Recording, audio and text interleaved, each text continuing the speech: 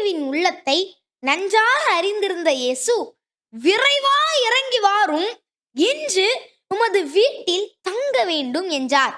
பரிசுத்தர் சக்கேவின் வீட்டிற்கு வந்ததும் சக்கேவின் பாவக்கட்டு உடைந்தது. சக்கேயு பாவ பரிகாரமும் செய்வதாக வாக்களித்தார்.